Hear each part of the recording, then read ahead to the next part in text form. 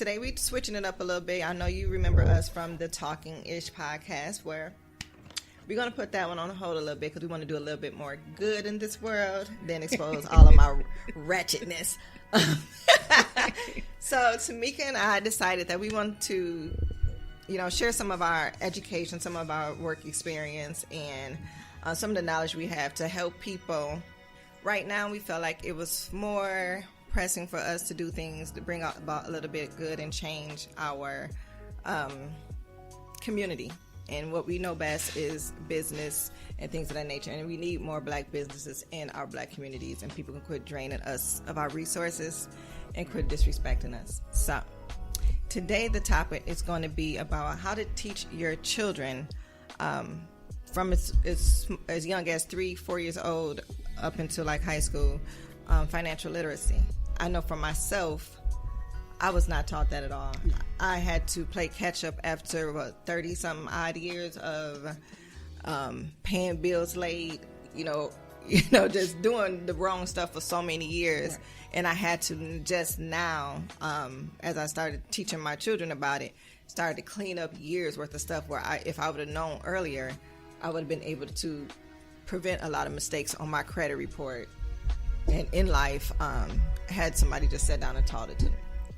That's something that like a lot of us were lacking back in the day. Like now we working on 30 plus years, like you said, 30 plus years, repairing our credit, managing money, because that's a big thing. We don't manage money like we're supposed to, or how we can, or living check to check. That was my problem. Because you don't have any other general income other than just a regular basic paycheck. Yep, my problem was living check to check and spending above my means. So that right there will throw you down a rabbit hole. So, and it's not easy to fix, but it is. It's doable. It's a lot of hard work. It's not going to happen overnight. So now I know I'm in like a whole year of cleaning up and repairing credit and things of that nature, but it's necessary. You can't get around it. You need it for, purchasing a home, purchasing a decent car. Even in business, your personal credit can hinder you from doing certain things in business and in life. So you really got to think about that. I'm going to let Tamika go into it because it's her topic. She really, her pet project, her baby. So let her go in, and then we will take some comments and questions.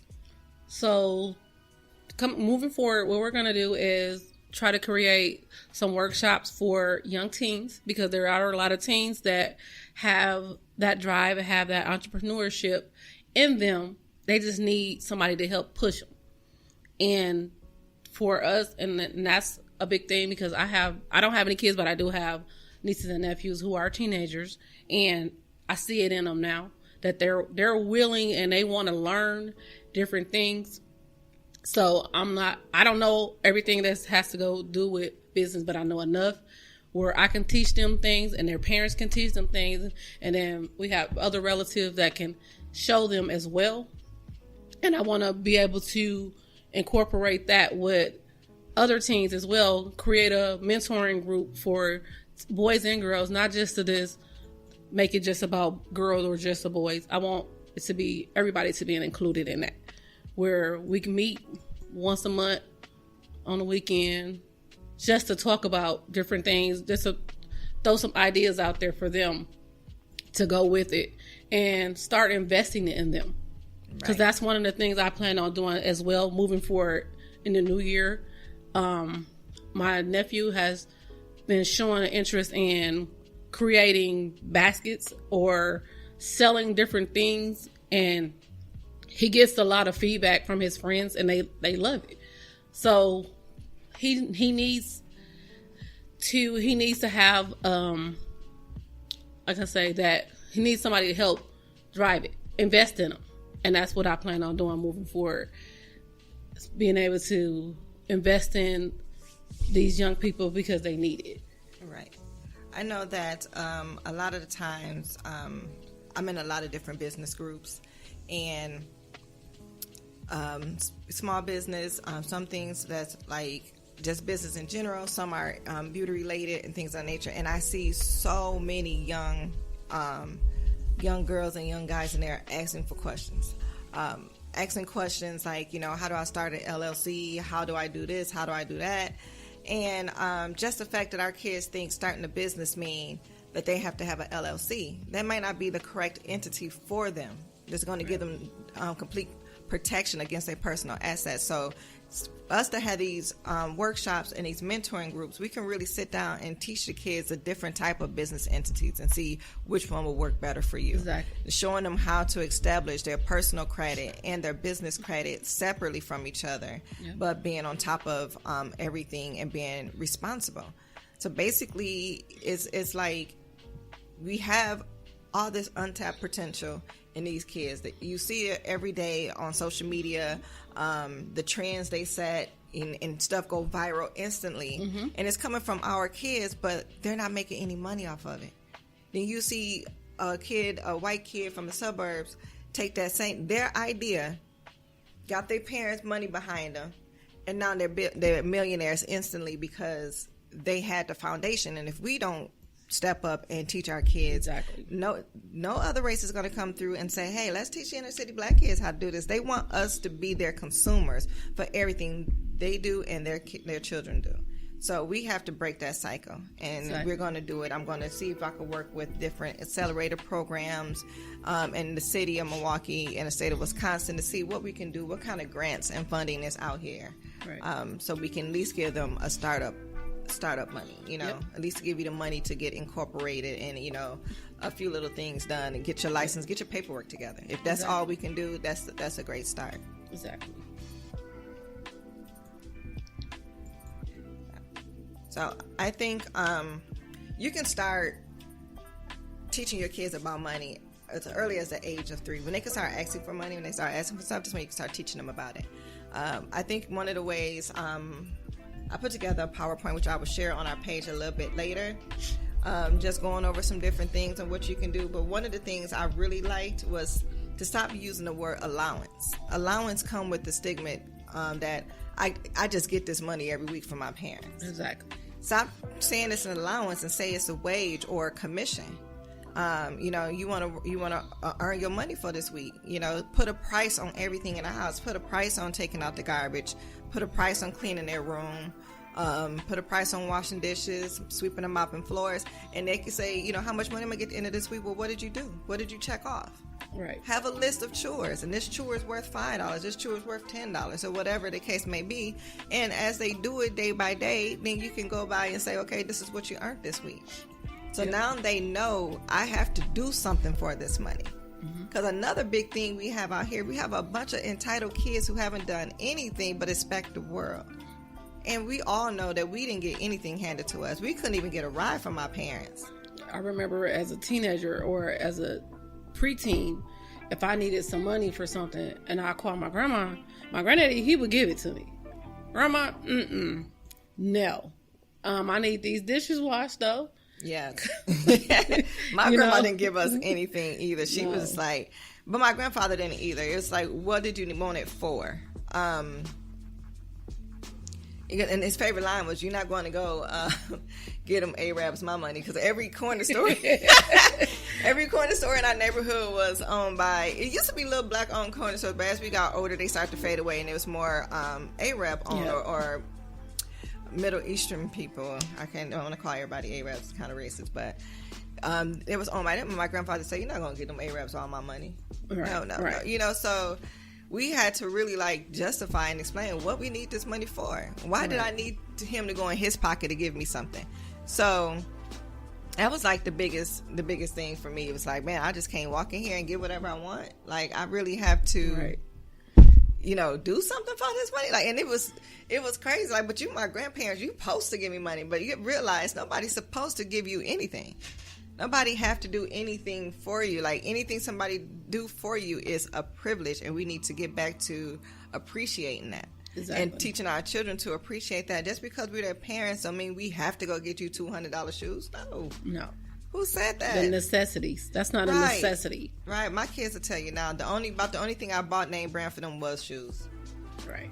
Anywhere else, anything else, clothes, all that, I need this, I need that, my friends got this. Hey, I don't know what to tell you. I don't buy myself that kind of stuff, so I'm not going to do it for you. So we have to really break that cycle. I work with youth today in my day job, and they feel entitled to everything, even though they're in our program, because they're in a correctional facility, treatment facility. They still feel like they're entitled to something. You're in here because you need to correct behaviors. Nobody, and we're not your parents, we're not your family, so what will make you think that we have to do anything for you, you know? So it's just that mentality that really needs to be broken. And I think it starts at home, and it starts with the parents. Everything in our community can be fixed if we all are accountable for ourselves and for our children.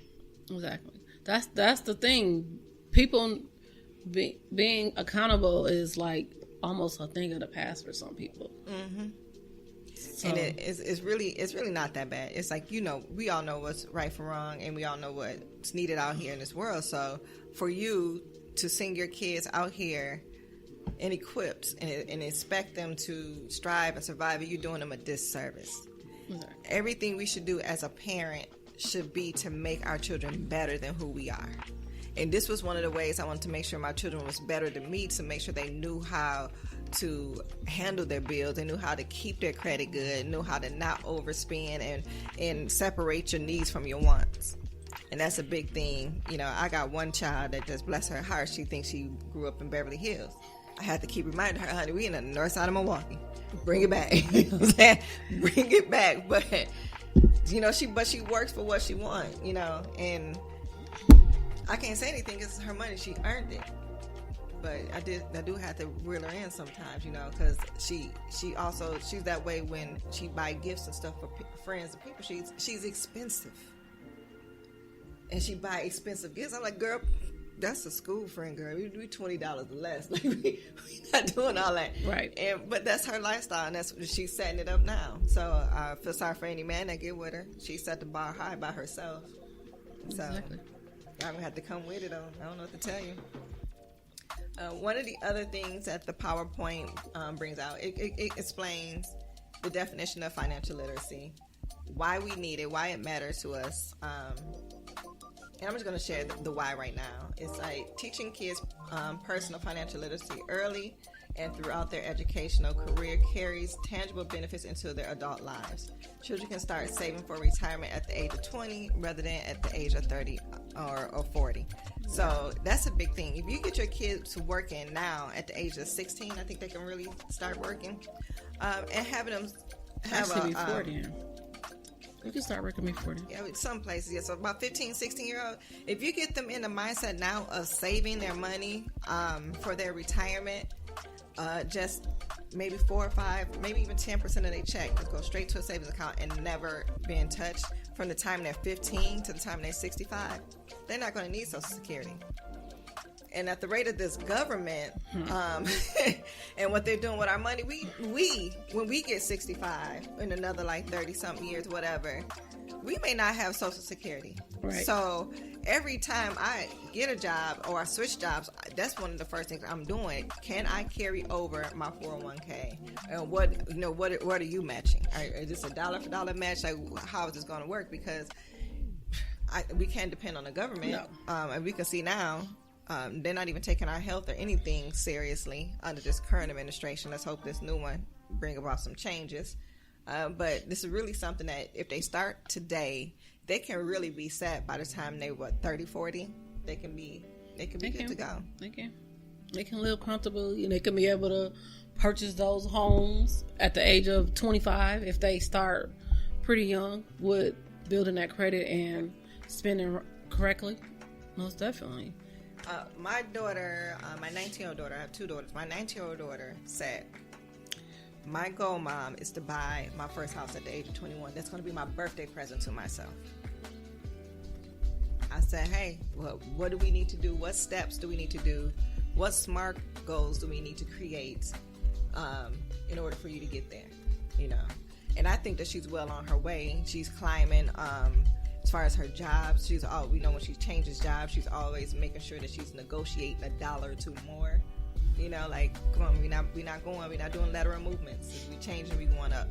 So she's definitely on the track, and I hope that we can come back and be like, hey, she did it. You know, I have all the faith in it that she's going to do it. But the fact that she's 19 and that's a birthday present that she want to give herself is to own her own home and, you know, pay that off over 30 years or 15 years or however she's going to do it. I mean, that's something good. Like most kids, when I was 19, I wanted to go to Vegas somewhere. I wanted to go to Miami somewhere. I wanted to go spend some money. Right. Not make some money, not invest in myself. Right. You know, so I take my hat off to her. I hope that it really come to fruition and actually come through, and, you know, this world and this COVID stuff don't keep hindering everything that we can do here. Right. So another PowerPoint I want to point out is just the benefits of financial literacy. And then, you know, the rest of these things, you guys, we will post on our page so you can share with your kids, and you can share with your family. The only thing I would say is it's free to use, it's free to download, but please don't try to make money off of it. That's where I'm going to have to knock on your door. Say cease and desist. Please don't make money off of my courses, but they're free to use. If you want to use it with your kids, if you want to print it out, you want to, you know, hang them up, whatever, do whatever you want to do with them. Just don't try to resell them. All right. So the benefits of financial literacy for children is students who learn to manage their finances early and often become adults who are better equipped to live independently. Okay. Think about that. Can your child right now go out, get an apartment, get a job, and take care of all their bills and pay everything on time? Do they know how to do that? Because probably not. I am the queen. I've been kicking my kids out since they was 12. I couldn't wait. I tell them every day, I can't wait till you turn 18. I've been trying to kick them out the house forever. But before we kicked them out, did we set them up to be able to live independently, successfully without us? Because one day we're not going to be here. Right. And we don't want to have a bunch of adults out here that we didn't set up right. They're going to look for a girlfriend or a boyfriend to pick up where we left off, and that can sometimes lead them to be in. That's a whole nother cycle. Right. That could end up being real bad relationships and stuff that they just don't need. Exactly. You have your stuff together, the people have to deal with you on your level. Exactly. If you don't have your stuff together, you have to succumb to other people, you know, mistreatment and neglect, and that's a whole nother show. Exactly. And by teaching kids to make good financial decisions, they learn to pay down debt or avoid it altogether. Every time my daughter gets a doctor bill or some kind of bill, she blows my phone up. She blows it up for at least a month or two until she pays the bill down. I'm like, girl, everybody gonna die with bills. And sometimes I just be tired. Girl, bill's gonna come. Get off my phone. But she do not sleep comfortably until all her bills is paid.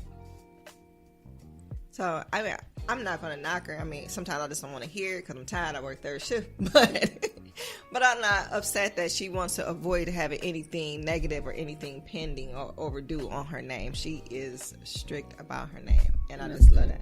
That's good. Okay. So, those are little kids. One of the things is, I know we had the little piggy banks, you know, the pig-shaped banks, and they can't really see.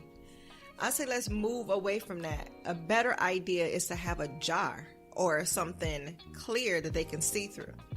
So if they're making money for here, $5, I take the trash out today, or I cut the grass, or whatever the case may be, if they can see their money growing, they're going to do more. Exactly. You know, my kids couldn't really stand when I really was trying to find them jobs. They really didn't want to get a job. When they got their first paycheck, they was like, man. And, you know, the first paycheck is like your orientation day, maybe 2 or 3 days. And then when they got that full week check, it was a whole other thing because they have to see the money. Once they see the money, they're going to keep going. They're going to keep at it and keep, you know, making more money. And now it's really going to bite you in the butt because it's like, okay, I'll do this for you. You could say, you know, can you hand me the remote? I'll hand you the remote for $2. Like, man, what did I create a monster? So everything you do, they're going to start charging because they see the money. They know the money now. They know the money is there. So, I mean, you just gotta. I mean, it's a double-edged sword, but you really want it. You know, you really want your kids to be set for life, and it's one thing that the major thing that we're doing that's really hindering our kids. It's not teaching them that. I think before I even turned 19, I was already in bad debt. I had phone bills that wasn't paid. I had, DVDs and movies I didn't take back. Right. Exactly. So I was already just shot by then, but I came up in that era where you didn't pay bills. I came up in the era where everything was bootleg, I really didn't. I don't think I started paying for cable until I was in my 30s. Everybody knew how to do something. Right. Had some type of hustle. I had a cousin that would set up you another phone line. Like, oh girl, let the phone get cut off. I'll set you up another one tomorrow. So I was not taught to pay bills. I was not taught to be responsible. I came up around a lot of hustlers, a lot of con artists. Yeah, scammers, for lack of a better word. Sorry, cuz, but we were scamming. So, I mean, not that I don't have people in my family that have degrees, that have, that lived a regular life, that pay bills. They do. But they also got their stuff together and they moved on. They didn't come back. They didn't share. They didn't say, this is the right way to do it. They got there as they got out. They really didn't deal with the inner city family no more. I ain't the only family that went through this. Y'all know. Everybody got it.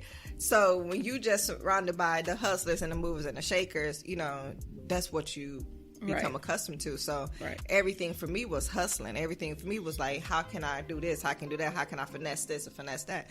It wasn't really being about being a responsible adult, paying your bills on time, building credit, things of that nature. It wasn't until I started trying to own my own business when I realized how messed up my credit was. When a lady gave me my credit report and it was like 27 pages long, like, I ain't never had this much stuff going on, you know what I'm saying? And you go through, you're like, oh my God, that AT&T, that Uverse, that Singular Wireless, all them bills, all them phone bills that you just let slide because I'm just going to go to the next company, it do not go away. Right. I think I'm just now down to just my student loans. And it took me years to get to this point. Right. So, but I may have a blessing though. Because the student loans that I have the most in was from Kaplan College, which we all know they folded. It wasn't a real college, but they got like $20,000 of my money. And then DeVry. DeVry is still around. But they overcharged a lot. So I'm in a class action lawsuit that can possibly get those student loans wiped out or, reduced. Right. So, and that's the last thing on my credit report. So let's pray to the credit gods that this class action stuff settle within like the next year or two, because I'm ready to buy a property. I'm ready to just move on and do different things. That's the thing too. A lot of people don't realize that student loans really, really affect your credit in a negative way. Mm-hmm. Like now I got to go through my credit report. That's the main thing on mine as well, student loans. But they have the way they have it showing on there. It's like I got like 50 loans out. Yes. Yep. And I need to figure out I need somebody to work with me and show me how to make that consolidate all into one. Because it shows on there as if it's like 50 loans. And that's something. The thing, me too, because, okay, so every little Pell Grant, whatever the little things are, every one, the little 2,000, 3,000, 4,000, each one of those is like a different loan. So it looked like on my credit report right now that I got like 40 different loans out. Mm-hmm. That's not cool, you know what I'm saying? But they can. It's a way for them to be able to consolidate that. So I did it a couple years ago. I think I went through Nailnet. I gotta look through my paperwork in so many different places, but I went through this one place. They took all the loans, bundled them up into one, consolidated them into one, and then I paid on that one loan, and it just took everything else off my credit. But COVID happened, that fell through, so now it's back on there, like all of them. So I'm in the same boat, so I got to really go back and dig through my paperwork to see who did I go through, how did I do this last time, and hopefully they'll work with me again. Hopefully they'll be understanding, like when COVID hit and your income is stopped or cut in half, you gotta prioritize what you're paying. I'm paying rent. I'm trying to keep these lights on. We need some food. So stuff like student loans, like, I already owe you, so I owe you a little bit longer. You know what I'm saying? So that's been my problem too. Being a single parent, trying to prioritize which bills get paid this month, right, and stuff like that, that really can send you down a rabbit hole as well. All right. So those are some tips for smaller children. Middle school kids, you can be a little bit more detailed with them. Like, I don't know if we have any Karens in our neighborhood or whatever, but, you know, I see a lot of the kids that's selling waters, selling, you know, the Gatorades and stuff on the side of the streets or whatever. Now, they already got the hustle behind them. But are you sitting down and saying, how much did you spend on this? And this is how much you made. This is your profit. This is how much you should save. Right. Like, the kids have the drive. They're out there every day, you know, in the summer times. You just got everything. Sometimes they need the extra push. Right. So we see our kids know what they're doing. They know they want to make some money. So now we got to figure out, teach them how to make it smart, you know, and how to track what they're doing and how to turn this hustle into a business. Exactly. So they don't have a problem with the hustling part. They know they want to go get it. We just got to fine tune everything else that comes with it. Exactly. So I remember my son, we lived on 42nd and Hampton, and he was shoveling snow. He shoveled my snow. I think one lady said, hey, you do mine. I pay you $20. Now he's in business, you know. So then he go and he recruits like 3 or 4 of his friends. And he's like, we can shovel snow up and down the block. And we can get paid $20 a house and this and that, whatever. And I remember they got into an argument or a discussion because he told them he needed their Social Security numbers because they work for him now. And they like, what? Like, I don't even know my Social Security number. He's like, yeah, I'm y'all boss. It's my business. We gonna do this. We gonna do these many houses. I'm gonna give y'all this much money. And it was so funny because he was like 11 or 12. And he got 12-year-old boys like, Social Security number? What the hell is a Social Security number? Right. So I just remember it was so funny. He was like, Mama, can you tell them that I need their Social Security number because they work for me? And I was just like, oh my God, these kids. But, you know, we just gotta really get it together and really just help them out. You know, we know this stuff. We know what needs to be done. If you can work for somebody else, you can run your own company. There you go. There you go. Don't let them tell you differently. There you go. If you can work for somebody else, you can run your own company. That's something, and I've been in my head. I'm like, you know what? The job that I'm at now, I've been at my job a little over a year. My full-time job. My part-time job, I've been there. If they haven't kicked me out of the system yet, 8 years. And I said, you know what? I'm 41 years old. I'm done working for other people. Yes. So now it's time to put into play, how am I going to make other income other than make this job? How am I going to make enough income where I'm going to be able to pay all of my bills every month and still live among because I like to buy stuff. I like to shop. I like things. And still be able to do that and still have my money coming in and still be able to pay for insurance because people don't understand that either. You have to have insurance. Exactly. And right now, with the way the economy is, it's very expensive. So can I afford to not go to work every day, pay my own insurance, pay all my bills in my house, and still be okay without being stressed out because I got to figure out how I'm not robbing Peter to pay Paul. Exactly. You know, and I'm like, this is my last year. I'm going to stand on it, and I'm going to hold myself to it because I can't do it anymore. Same thing I said 2020 is the last year that I'm going to be working for somebody else. Now that COVID happened, I may have to extend it another 6 months, but I'll be damned if I reach 2020 and I'm still working for somebody else. It's just not going to happen. I just can't. And I'm going to tell you why. The last, I want to say 5-6 years, the last 3 major companies I worked for, first it was Concentrics, that closed down. Poor management, closed down, boom, bam, gone. Moved to JCPenney's. On my 90th day, I'm supposed to interview for a management position. So just get through your 90 days, we'll get you to management, this and that, whatever. An hour before my interview for the management position, they pull all of us off the phones and tell us that the JCPenney's call center in Milwaukee was closing in the next 60 days. I'm like, I just left a company. Like, what do you mean? I just got here. And you telling me you closing all over again? Yep.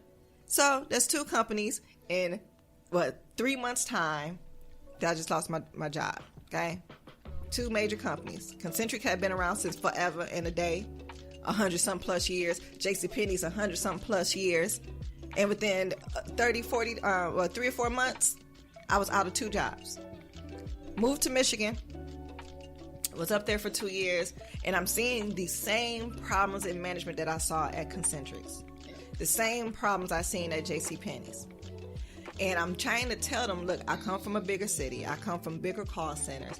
If you don't nip these few problems in the bud, then you're going to end up losing your call center, this, that, whatever. I was a black woman in a white man's world up there. They was not trying to hear anything I was trying to say. I say, you know what? I'm doing this to help y'all, because I can go back home. I can go back to Milwaukee. I can find a job within a week. You know what I'm saying? I could be good. But y'all up here in this hick town, and this is the biggest job up in the city, where are y'all going to work at if this mug closed down? Exactly. They didn't listen to me. They kept doing business as usual. And I say, you know, everybody that's along this wall, all the upper management, they're going to get moved around this company. They're going to still be upper management. But us, this middle management and agents, we going to get chopped off. And I kid you not, I left. I came back home in February. I'm not finna keep fighting to do my job that you paid me to do. Right. You know, so I left it, came back home.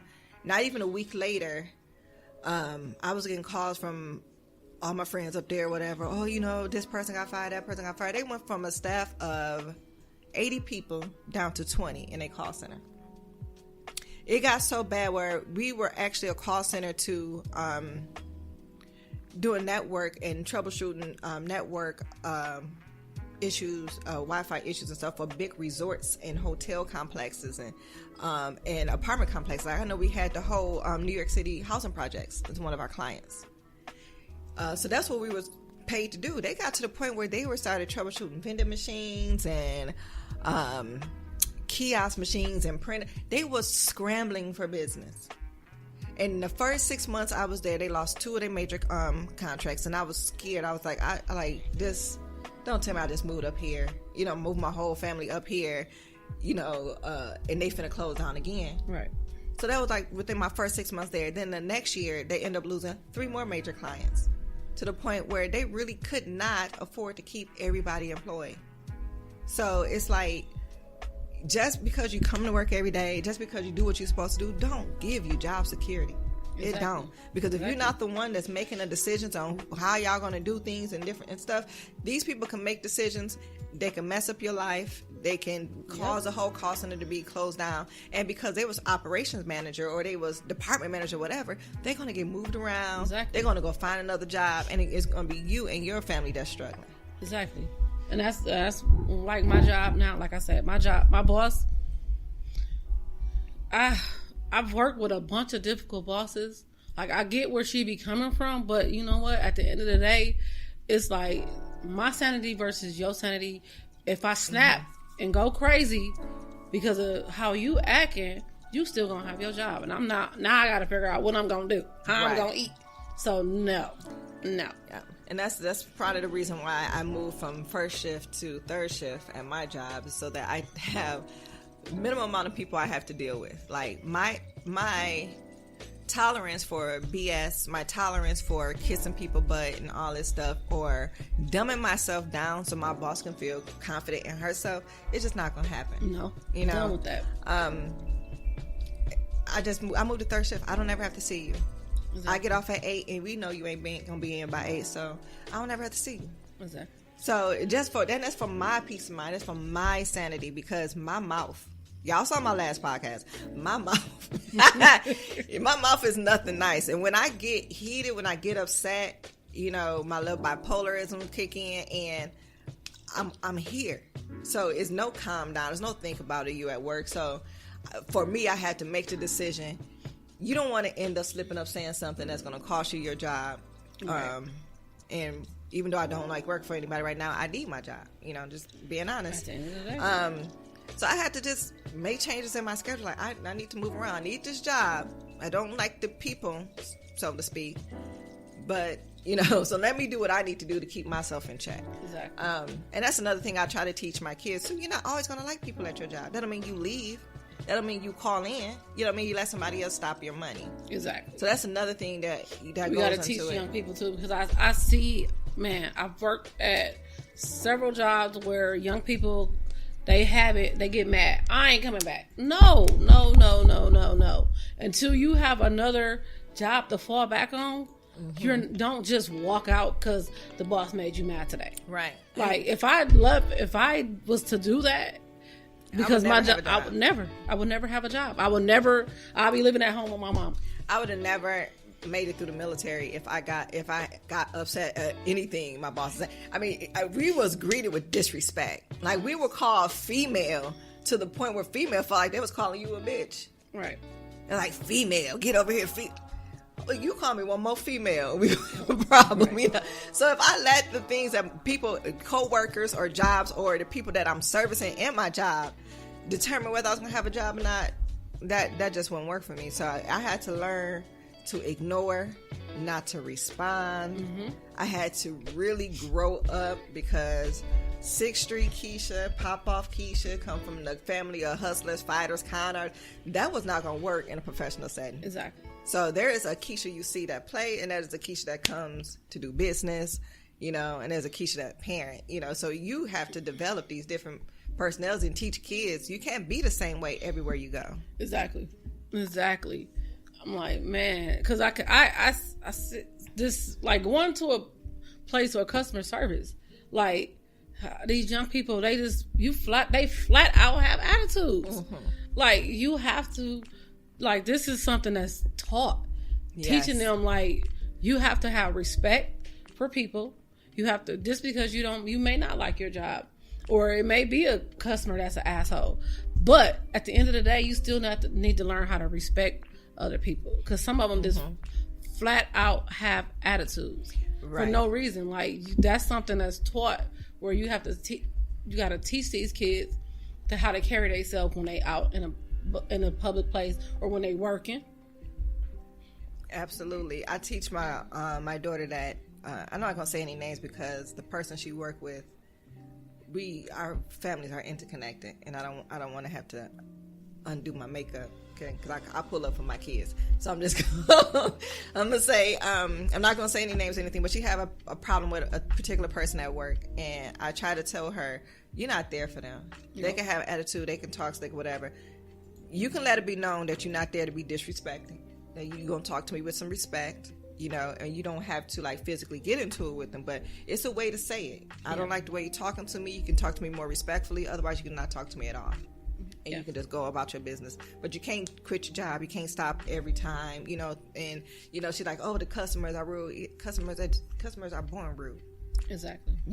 I said, we used to deal with so many rude customers in contact centers, and we got a good customer. We was telling everybody, God, I had a nice customer, because it was that rare that we got somebody that didn't cuss you out, that sat down and actually listened to you while you're trying to help them troubleshoot their issue. Exactly. Like, you don't understand. I'm so used to dealing with upset customers that it just come off. It just come off like this. Like, I can de-escalate a situation so easily. And so that's another course that we're going to tackle and really dive into. It's going to be a podcast. We're going to discuss it, but it's going to be a course, and I'm marketing it to small business owners. Now, I'm a big push of Buy Black. I'm a big push for shop small business, but some of us small business owners do not have great customer service. None. And it's very hard for people to want to do business with you, to stop what they're doing. From you, as a small business owner, you have to understand we're competing against big box stores, major corporations, so they can afford to be rude. Because you know why? They got millions of customers. So your $40, $50 you're about to spend really ain't going to be a dent in their pocket. Exactly. But when you're a small business owner, that $40, $50 order repeatedly, that makes our business. Exactly. You know, you can't come out the gate like, oh, I don't care, I don't need her. You do. Because good experiences don't get told that way. You don't spread word of mouth the way bad experiences do. You have a good person, a good experience with a person, they may go home and be like, oh, I bought these products from this little boutique, and it was nice, and it was cute, and the lady was really, really sweet, and those people may go back with her. Exactly. But guarantee you, if she had a bad experience and she like, girl, do not shop there, this and that, whatever, she may get 20 or 30 people not to come to your store. Sometimes it only take one right one customer to have a bad experience yes. to have other people not to go back. I look at, I'm going to give you a little small business tip. Set up a Google alert for your name, your business name, and a product you sell. Anytime you're mentioned, it's going to notify you, via, email or whatever, however you set it up. And you want to be on top of that. Anytime I get a bad review or anything, I remember when I first started shipping and selling on different things, I think I had this lady order for like a week. And it wasn't that I just wasn't trying to do it. It was I haven't yet found my balance between work, parenting, and being a small business owner. So somehow her order got lost. It was like a week before I found it. And then I had to ship it to her, which was another 3 or 4 days, So she was really, really upset. I could have just left it at that, like, okay, well, she got she mad or whatever. I didn't. I sent her a personal email. I apologized for the mistake. I gave her $10 off her next order or whatever ever. And she bought again. She came back. So you can't afford to let those things slide or just not care about your customer. And you need to have things in place like a whole customer service system. It's not just about being nice. You got to have your ticketing system set up. How are you going to track, your correspondence between customers? And you think that, I don't need to do that. You do. Because you know why? If that customer take you to court, you need to be able to show that you tried to make things right first. And your ticketing system and the emails back and forth with your customers, that shows the judge or, whoever you're doing arbitration with, that shows them that, no, we did try. We did reach out. We did do this, and it helps you in the long run. And it takes away from a lot of frivolous lawsuits. Because once you start making money, they're going to come out the woodwork. And you have to have a paper trail showing what you try to do. So we will have a whole 3-part course on customer service. 1, why you need it. 2, how to set it up. And 3, how to train your staff on customer service. Exactly. It's not enough with you knowing it. You have to actually make sure all your staff is on the same page. So we will be doing that the week of December. Let me try to throw this out here. Try to plug this class real quick. Saturday, December 12th would be the small business customer service training. If you want more information on it, I will be making an event on our Let's Talk Business Facebook page, and we'll be sending out invites to all the small business owners that I know. The course will be $25 per person, and you will get a workbook. You will get free resources. So you're not going to just have to sit here and listen to us talk, but you are going to have things, digital things that you need to print off before you come to course, so you can take notes and do different things like that. It's very informative. You're going to be able to make your own, set up your own customer service system. You're going to be able to set up your own customer service policies and everything, and have a whole training guide that you can fill in at a later date, template for your staff. And if you're a business owner, you got to think about that. It may just be you and your friend or your sister now, but 5 years from now, what is it going to be? What are you trying it for? What are you wanting it to be, more or less? Exactly. So don't wait till you got 10 employees to be like, oh yeah, by the way. You should have your policies and your corporate structure already in place before you even hire your first employee. Exactly. So just because it's you yourself right now doesn't mean you shouldn't start this process. So December 12th, look back on our page for that. It's crucial to the success of any business, large or small. You have to have customer service in place. Now, we want to talk about our middle schoolers and our high schoolers. Now, like I said earlier in this podcast, our kids are setting a trend for a lot of stuff, making people millions of dollars, and we're not seeing a penny of it. Now, if you have kids that dance, your daughter dance around the house all day, why not start her a dance troupe?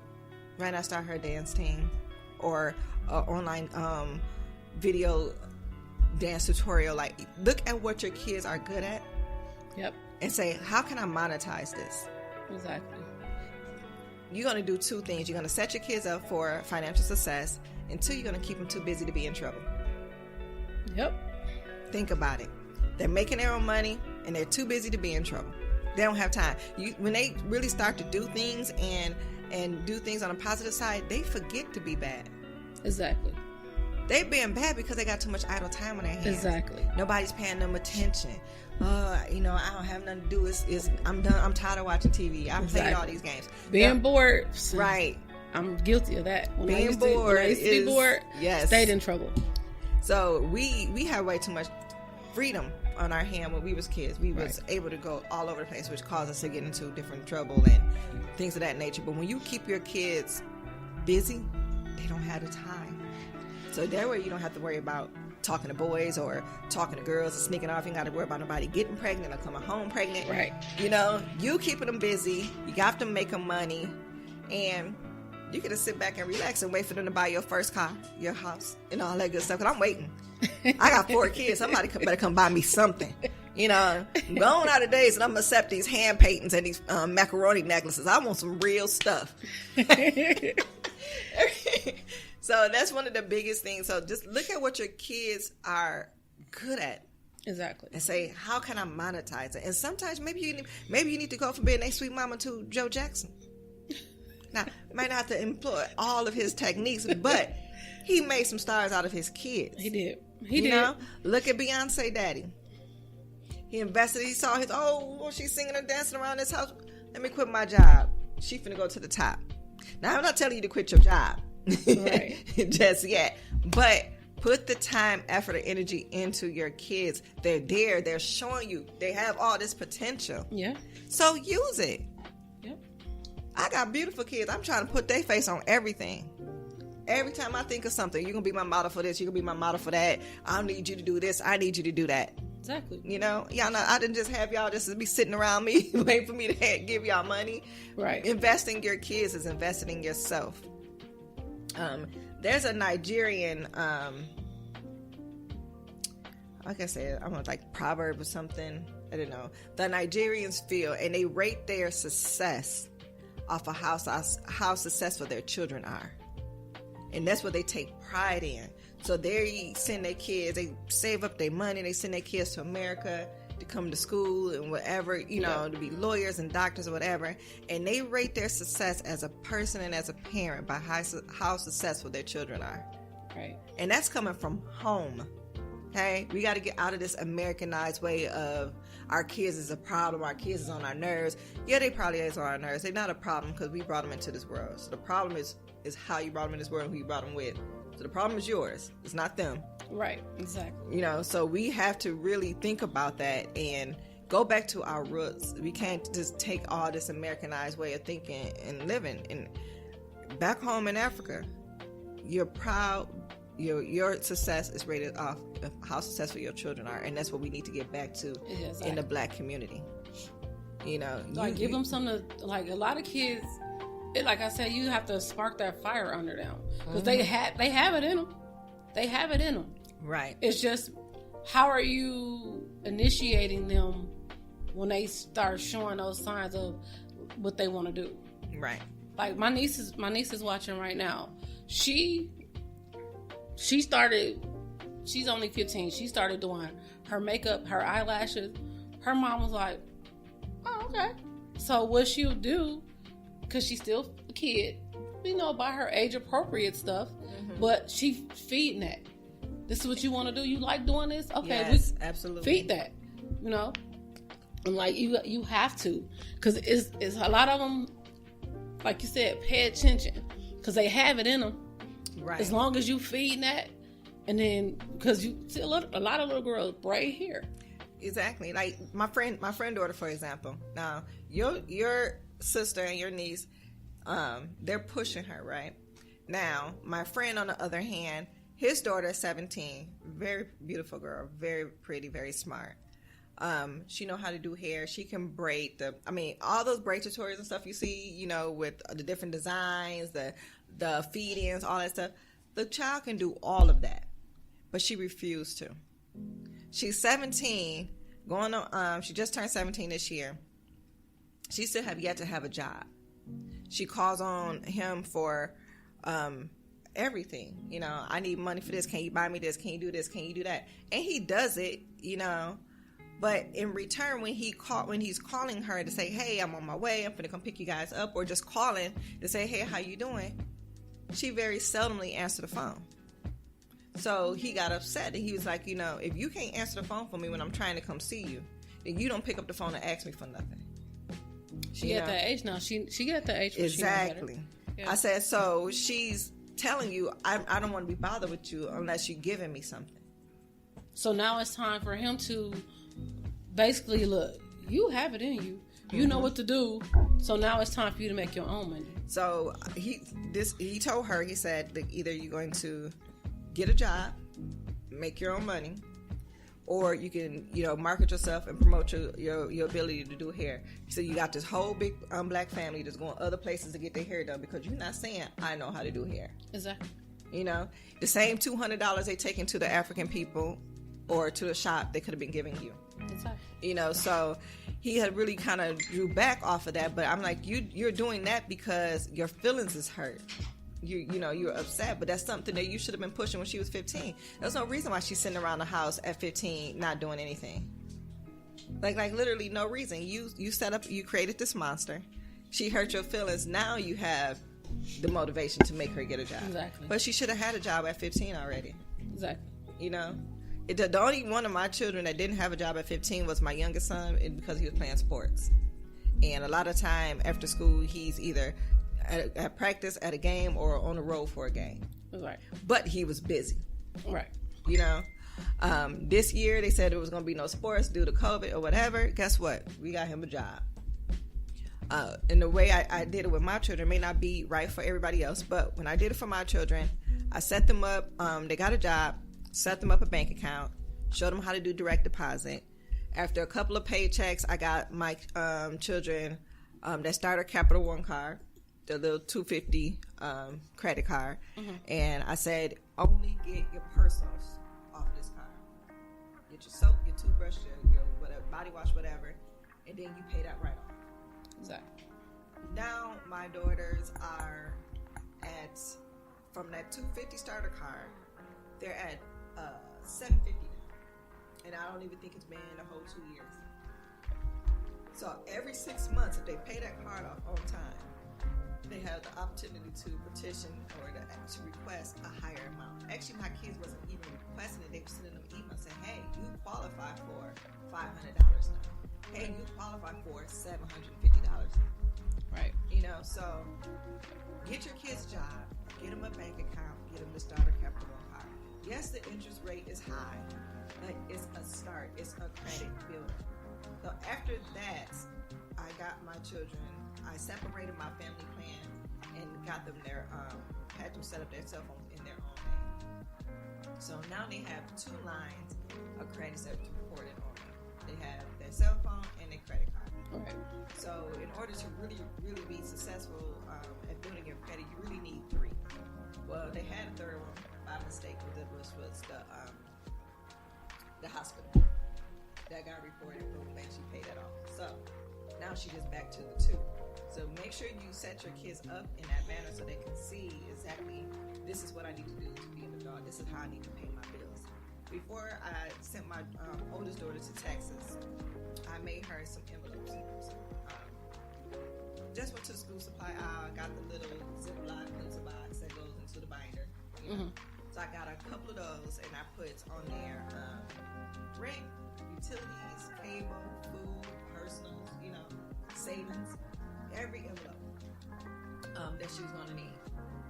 Inside the envelope is a sheet of paper that says, this is the due date, this is the account number, this is the amount. So with every check, she could put a couple dollars in here for my food, a couple dollars in for my lights. I know I got to pay it by this date, so that she can be aware of when she needs to pay her bills. Now she has since, I think, moved from that, the envelope system as like doing it manually to now she's doing it more digitally. Okay. I know I need this, that, whatever, So however it helps you get it through your kids, these are going to be your bills. This is what you're going to need to pay on time. This is your due date. Set up reminders on their phone, on their calendars. I still have to set up reminders. I have to remember to pay my bills. All right. I would love to have a husband to just take care of all of that. I don't have to think about it. But because I'm so busy, so I can have the money in my account. It's just sitting there, and I'm just moving, and I look and I'm like, oh man, I'm supposed to pay something else left. Right. What is that? And I look and I see it, and it's like been a week old. I'm like, oh my god, you know. So my major things I put on auto pay.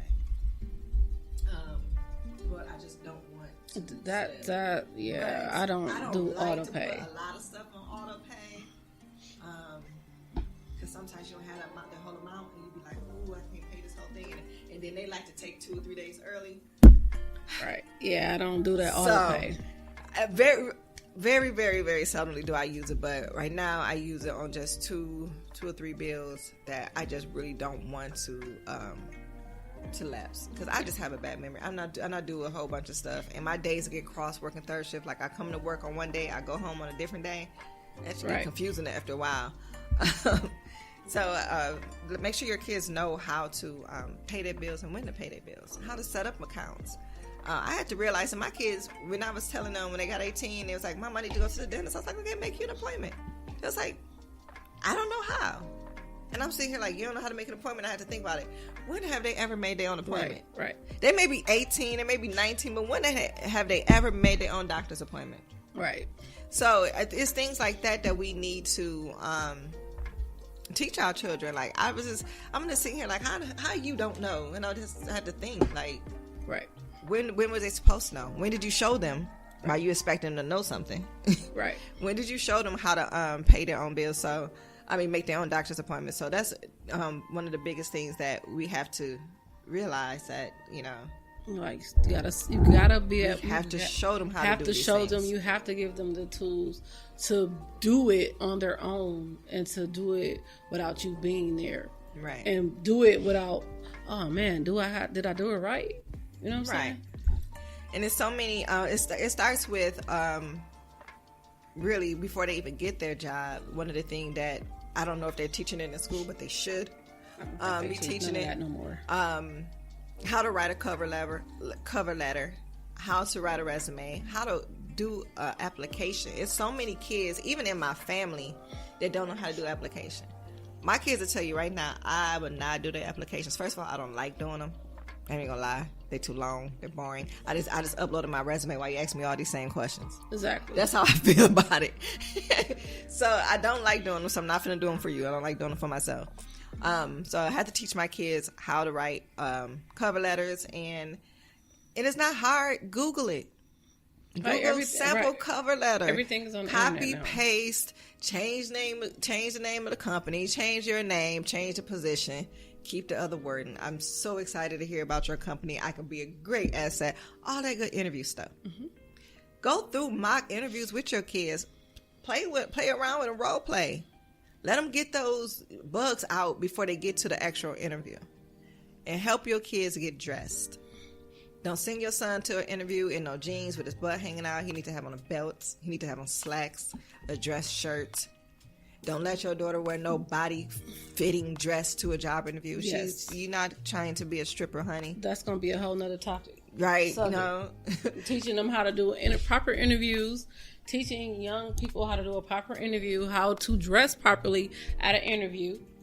Right. How to talk at an interview.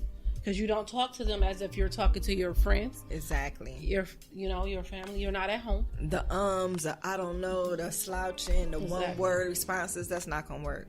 That's not going to sell yourself. So eye contact. Right. And being confident. A lot of time the kids go into the interview so intimidated that they're too scared to do anything. So those are going to be some of the workshops and things that I'm going to do, that we're going to do. We might even have a clothing bank. If we can find the space, drop off some old interview clothes, some old suits, some ties, and things that you guys don't need anymore. That would be definitely beneficial to these children. Exactly. That's We don't have enough of that where it's like we can talk about what they need to be doing and what they shouldn't be doing and what they doing, but what are we doing as adults to teach them? Right. Because parents can't teach kids, they can't teach them everything. Right. Because a lot of them don't know the proper way as to go on interviews, as to do their credit and how to apply for different things. They don't know. Some of them just flat out don't know. So it's more or less now for us to, okay, we have a platform now. We can teach them and show. If I can show 3 people, I did what I needed to do. Right. And that's the thing. Like, I have to say that if it wasn't for me having children, my children really saved my life. Because I was brought up around hustlers and cons. Not to say that we didn't have a lot of saved and sanctified people in my family, but we did. But they did their own thing. And this is where I was at. So if I didn't have children, I just would have kept down that path because the money was there. So the money came fast, and it was just that fast lifestyle. Where I had children, I had to stop and I had to think about somebody other than myself. Exactly. So it took the selfishness away in the world revolving around Keisha and whatever. So, and I had to learn things so I can teach them. So having children was like a blessing for me. I can say that now. You asked me that when they was teenagers, I'd have been like, oh, all these kids. But now I see it. I see it clearly that it was meant for me to have children. Even though people say, oh, but you had them so young and it's not whatever. You know what? I had them when God meant for me to have them. I had them when my life needed it, and I needed to come out the lifestyle that I was in and have a better life. So, we have to deal with that. And one thing me and my mom was talking to my children about was when we were growing up, you didn't get in trouble by just your parent. You got in trouble by the adult in your community who seen you. They whooped you. They took you home to get another whooping. Right, because you embarrassed them. Right. So we need to get back to that. Now, I'm not saying that call me and I'm going to whoop your kids. No. But I'm saying where if there's a place or an area where you lack at, that your kids need, that you don't need, then you can call on the rest of us and we can help you. Like with the business, the financial literacy, and the mentoring and coaching and stuff like that. If you don't know how to do that and you want your kids to learn it, this is what we're here for. Exactly. This is what we're here for. Not to judge or none of that, because it, like I said, there's several parents who know how to run a business, how to do all this type of stuff. But then there's some that flat out do not know how to run a business or to even have the time to read and write properly. That's true. And that's not even being funny. It's just how it is. So our goal is to basically give the youth to give them the tools to help them, not to shame the parents. No, it's about stopping that generation curse for these kids. A lot of them, exactly. Like I said, we had, when I was in school, we had programs. We had the home ec, we had the shop, we had the ROTC, we had lots of programs for us to do things in school and be better. Now they don't have a lot of those programs. They didn't. But one thing they didn't teach us in school was the resume writing, the interview skills. I didn't learn that stuff until college. Right. I think I actually learned through the W-2 system.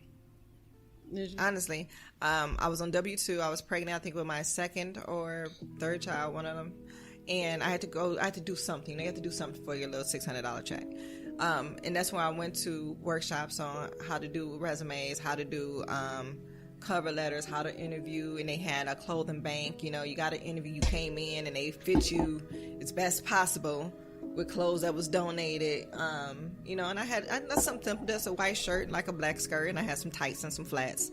And I felt good because I wasn't going in there with any hoodies, t-shirts. Like I didn't have any clothes that smelling like weed. Right, that's a big smoke. thing. But that's what they should do. They shouldn't, Right, that's a big thing too. Like they go in. I've been in plenty of professional places. Like, dude, this whole motherfucker smell like weed. Right. Like this whole place smell like weed. And it's sad because it's like we're not coming to work now. We check the kids in from their weekends with their parents. Now we release the kid to their parent by the day.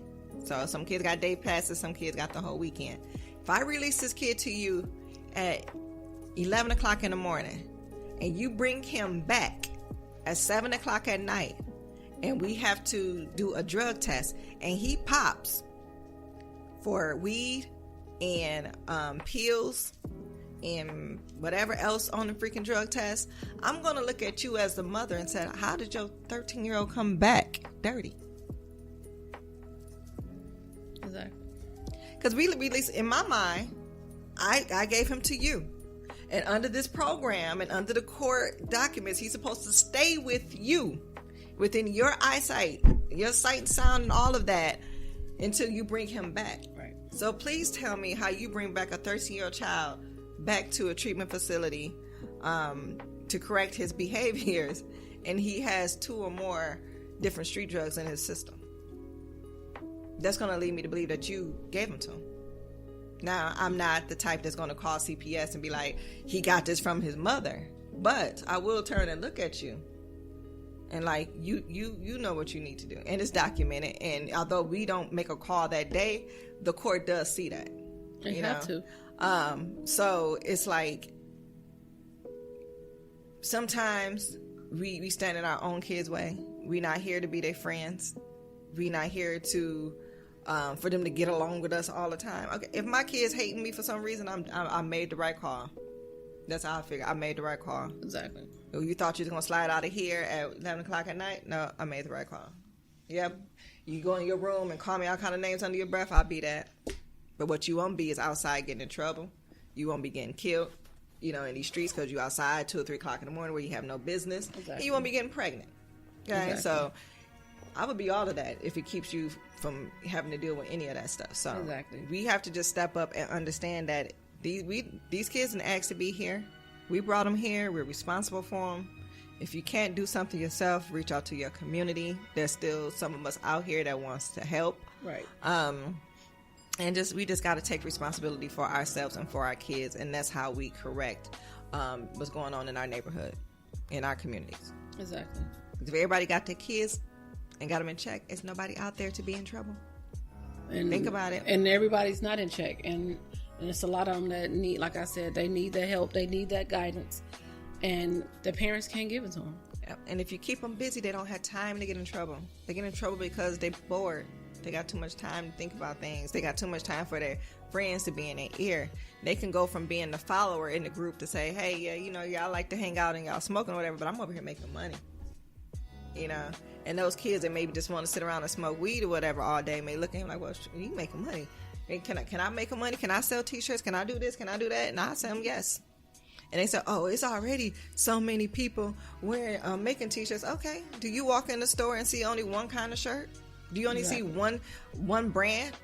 Unless you're walking into that brand store. But if you go into Macy's or Boston stores or JCPenney and stuff like that, you see a lot of different brands, a lot of different companies. So just because somebody else already doing it don't mean you can't, Exactly. I have a cosmetic line. You don't think I worry about Fenty, L'Oreal, MAC, Sephora, all of them out there, all of them is popping. I'm not going to stop. No. Because, there's room for everybody. There's billions of people on this planet, and they cannot reach everybody. And that person, the other 20 people that's making t-shirts, they can't reach everybody. You have your own network, you have your own people, and you may have better ideas. You may have better designs. You may buy them out. There's been plenty of companies, smaller companies that came up in the world and have bought out struggling big companies that was already there. It happens. So don't feel discouraged because a lot of people are already selling lashes. A lot of people are already selling hair. Okay, they're not you. They don't have your drive. They don't have your determination. So don't get discouraged. Still think about your ideas. If you see your kids doing something good, invest in it. Push it. Those $500 and $600 game systems y'all going to buy the kids to sit around and melt their brain. Why? That could have been a heat press. That could have been a printer. That could have been bulk t-shirts. That could have been money going into her lip gloss line or anything. Mm-hmm. If you're going to waste money on video games and $200 or $300 shoes, why don't you repurpose that money and do something that can better benefit your child? Right. I just saw my family going crazy because every time they went on the site to buy the new PS5, the site would crash or they were sold out, and they just going crazy because you can't go spend $600 on a game system. And I was just laughing. I was like, well, I'm so glad my kid's grown because I ain't buying nothing no more, But right. I'm just like, y'all doing all of that. But one thing I will say was a smart investment, the Christmas present. was one of my cousins bought her daughter's the whole Cricut bundle.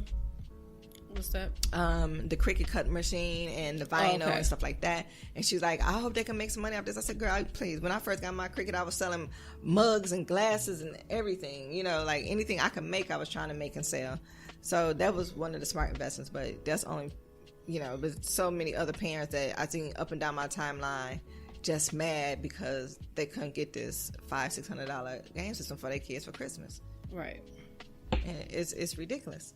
So, all right. So that's this concludes our show today on how to teach your kids financial literacy.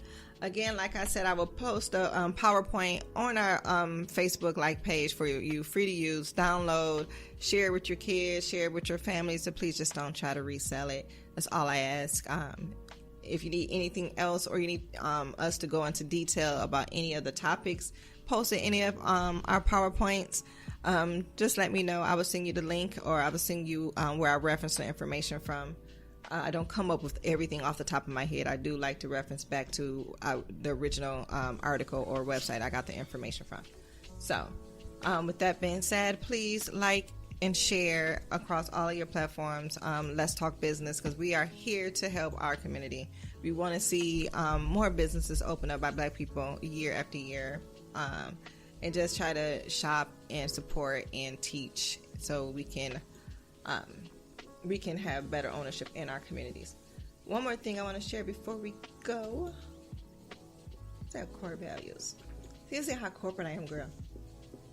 I'm just loving it, okay?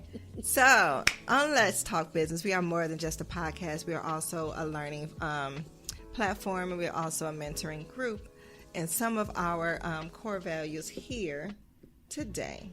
Wait, find my sheet. All right, so our core values is collaboration and partnership. We are looking to work with other small business owners. If there's something that you would like to donate, or time, or topics, or anything of that nature, please reach out to us at letstalkbusinesspodcast@gmail.com. We also, one of our core values is learning. We are here to learn different things. We don't know it all, but we do a lot of research. I know myself, I do a lot of research on stuff, and I would love to share it. So one of the things, if you're going to listen to us, you got to come to learn. You know, we're not here just gossiping. This is not celebrity gossip. This is not my wacky techie love life no more. So actually come to learn. And ownership is another one. We want to see more small businesses opening up. We want to see our own grocery stores again. We want to see our own corner stores. Well, we have our own liquor stores. We got a million of those. We don't need more liquor stores, but we need other businesses. You know, shout out if you do car detailing or auto body shop or whatever. We need to be spending money in our own community. Integrity, to be accountable. You know, we want to be accountable for everything that we do. Exactly. And just be honest in your everyday work. You don't have to lie and scheme. We all on the same page. We all trying to do the same thing. Everybody's trying to make $1. Right. And passion is one of our core values, because I'm passionate about teaching. I'm passionate about business. I love my people. So if you have a passion for something, you can't do anything wholeheartedly if you don't have a passion for it. Exactly. And quality. Okay. So we're not just here talking. We're here actually trying to give you facts and give you tips and different things of that nature, and we're here to actually make sure what we are giving you is authentic and it's in good quality and it actually works. So those are some of our core values. You also, in the future, we will be starting mentoring groups as well, like I said, for not just girls or just boys. It's going to be for all of them, right, to get together and just throw around ideas for themselves, or if they have an idea, we're going to figure out how to feed it and how we're going to get it going for them. Okay, so thank you guys for tuning in. Thank you for bearing with us with the technical difficulties early on. And I hope that you come back for our next episode, which will be how to teach teenagers entrepreneurship. Have a great day.